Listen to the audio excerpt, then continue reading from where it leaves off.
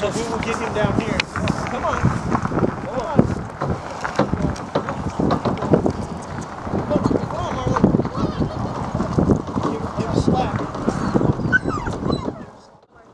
The Alaska Weight Pull Association met on the third Saturday of October for a training session at the Animal Food Warehouse, their first sponsor of the 2009-2010 season, to provide a demo of the sport for spectators and participants.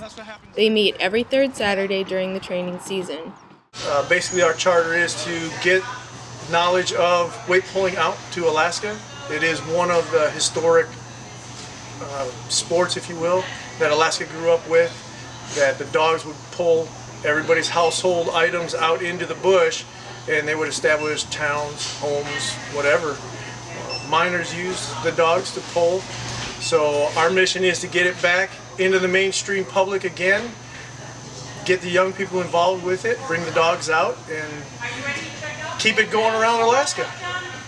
Many classes of dogs came to the event. Professionals, novice dogs, and beginners all took a turn pulling the K9 WPA sled. Usually dogs start by pulling tires or milk jugs filled with rocks. The crowd, other dogs, and the sound of the sled distract the dogs, especially at large events like the Furandi World Championship Dog Weight Pull, so the main obstacle for owners is to keep their dogs focused. The harnesses are specialized for weight pulling. It spreads the weight out behind the dog instead of pulling weight on the dog's hips. Some owners bring their dogs for the health benefits. Not only is weight pulling great exercise for dogs, but it also works their joints, helping with hip dysplasia. Jeff Nelson, vice president of K9 WPA, first started weight pulling professionally when he first moved to Alaska in 1991. This club here was putting on a novice weight pull at Spinard Builder Supply in Anchorage. And I said, well, no, I don't want to go. Maybe I should go. And my wife said, you better go. So I took my dog down and we won first place at that novice pull.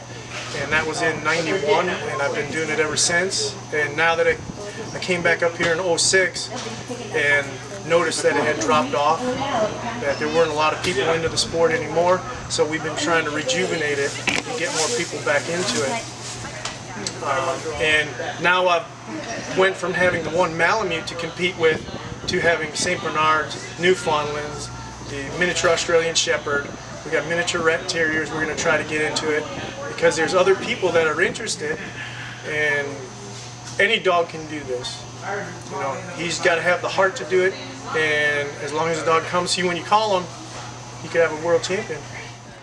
It used to be when I was competing that I would go out for the win. It was more, I want to win, I want to beat these guys, because the competition is pretty tough. And back in the day, there was a lot of people that if your dog couldn't pull 2,000 pounds, you were not going to win. So you had to really be competitive. And now, just trying to get people back in, I like more training them and telling them how they can make their dogs better.